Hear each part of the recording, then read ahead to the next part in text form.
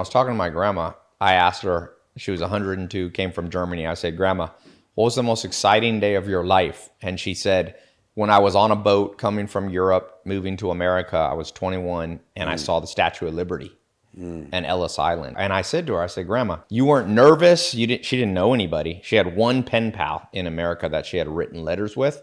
And she said she had about $100 equivalent in her pocket. And she said, no, I was excited. That actually shows you a lot of anxiety is genetic. My grandma came from a low anxiety set of genes because when she came to America, her main emotion was excitement, even though she had no money and knew nobody. People always like talk about personality types. I'm like, well, there's really two main types of people. People high in anxiety and there's people who aren't. And it's such a difference. You're almost like two different species. So you look at the world, especially now, anxiety is super high now. I saw an interesting meme on Twitter. It said, I'm anxious because my primitive brain is built to live in a cave, know 50 people, and eat berries all day and hunt. And now we have this complicated world where you got to know politics. You have to use Tinder to find a girlfriend. You can live all over. There's too many choices in the world. There's a lot going on. Yeah. I feel like people get anxious too because they don't believe in themselves. Right. And so they have this fear about the future and the unknown. Because I think if you're like, I'm good. Right. And whatever comes, I'm good. That anxiety is going to go down. Yeah. But I'm saying even within that, some's just genetic. A lot more. That's my unpopular thing.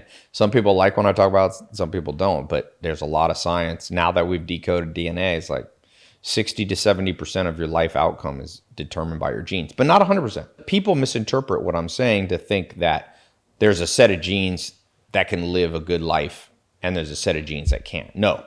What I'm saying is, for example, if your mom and dad were both alcoholics, you have to be honest with yourself and say you have a high likelihood of alcohol addiction. They've taken orphan babies born to alcoholic parents, moved them.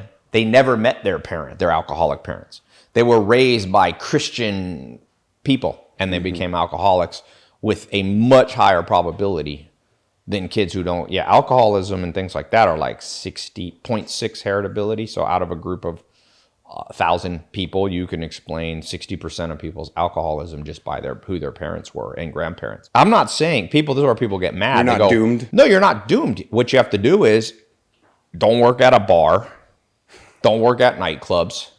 Don't hang out with people who are alcoholics. You're going to have to separate yourself. Just like somebody who's genetically born with a gluten allergy doesn't mean you're not going to be healthy. It means you can't eat pasta with your friends, though. I got a big guy who works for me, Big Craig. He's like 6'5", bench presses 400 or 500 pounds. Is that his name, Big Craig? Yeah, I call him Big Craig. That. He's a big guy. And he's lactose intolerant.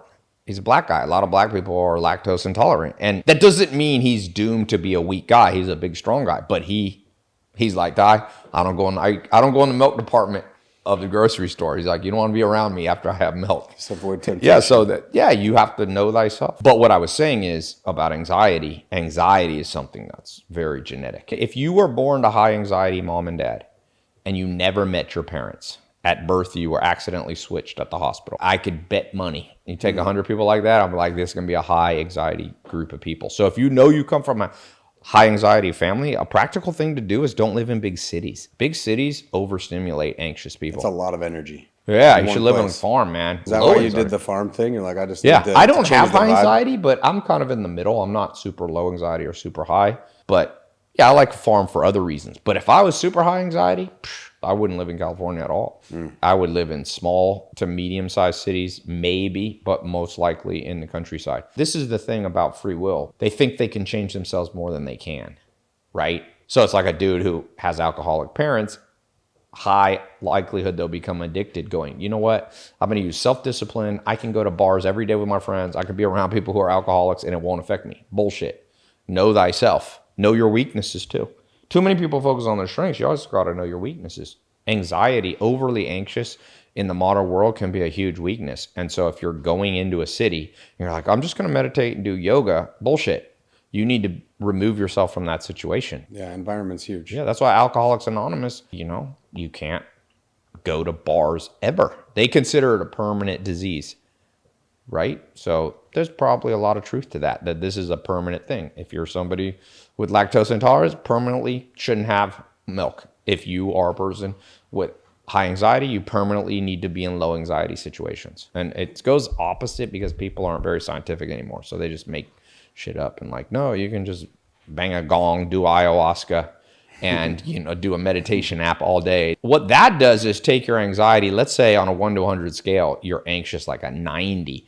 That'll pull you back to like 70, but it ain't gonna make you low anxiety. That's why I always say craziest women ever are yoga instructors. Like,